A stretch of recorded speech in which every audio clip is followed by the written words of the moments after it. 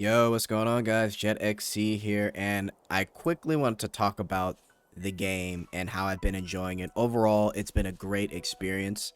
As someone that played Genshin at the very beginning for about 3 months, it was either 3 months or 6 months, and I just ended up quitting because I got bored and I kind of realized, like, wait, it's either I keep playing this and do nothing because I got through the content, or just play something else. And I ended up playing something else, and Wuthering Waves has kind of rekindled that energy for me like years later. And I actually love the designs of the characters more. I love the environment more, and I love I love the maturity of this game more, right?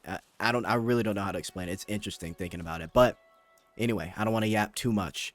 So for this video, I kind of want to talk about building the team that you want. Now, look, I think overall, team comp is important, but this main DPS versus sub DPS stuff, I don't know, guys. Like, there's so many characters that shine.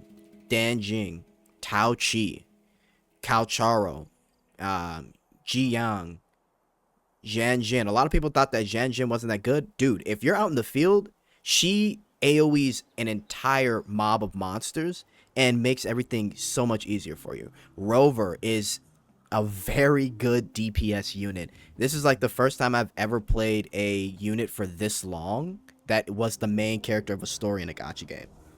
Right? And she looks amazing. One of the sexiest designs for a main character in the game. Both male and female Rover, honestly. And Jesus, she's super thick too. But you can really build the team you want to build in many different ways. Like Tao Chi, there's videos and clips of Tao Chi's soloing bosses just because of how you can build her straight defense. She can constantly heal herself, and she does damage based off of defense, right? So there's so many cool things with these characters. Don't worry about who's the main DPS or sub DPS. Focus on the team, right?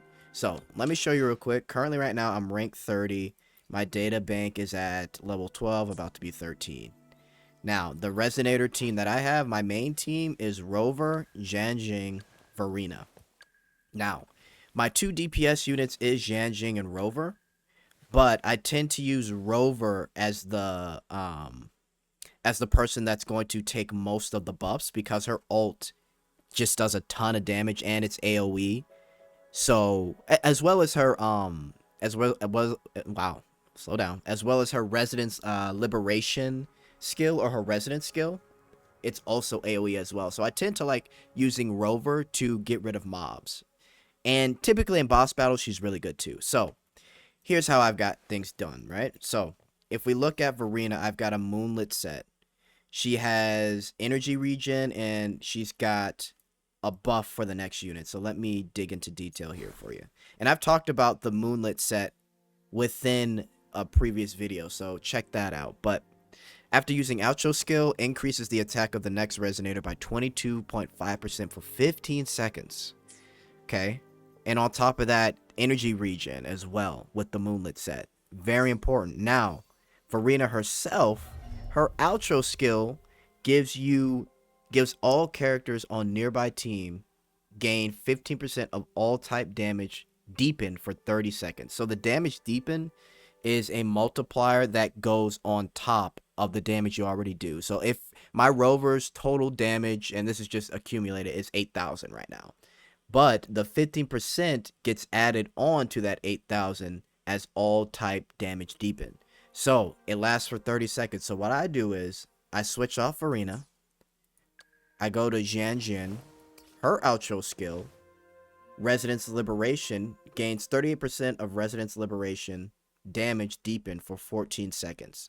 So I'm doing damage with her. I've got 30 seconds to do damage with my Varina buff.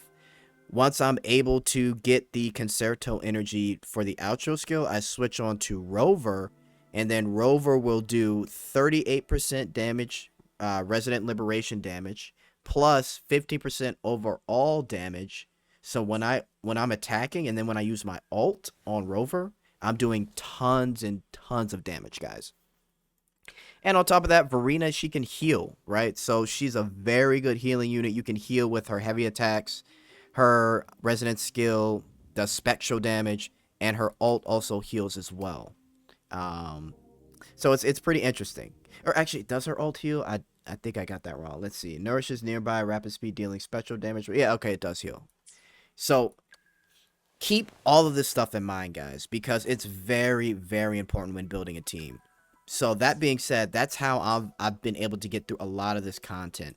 My rover does a lot of damage with those buffs. So any character you're using, it doesn't matter if it's Jiang, Cao Charo, maybe you like Tao Chi.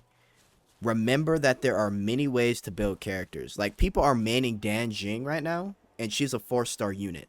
But she's doing tons of damage, guys. So again, it's up to you on how you want to do it. Tao Chi, people, it's to the point where Tao Chi can literally solo bosses, right? But you can still build around Tao Chi if you want to. So again, don't let this main DPS, sub DPS stuff get to you. Build the team how you want to build and go off of that, guys. So hopefully you've been enjoying Wuthering Waves. Let me know what you guys think in the comments. Let me know what you've been doing with your build and your team. And yeah, I'm out.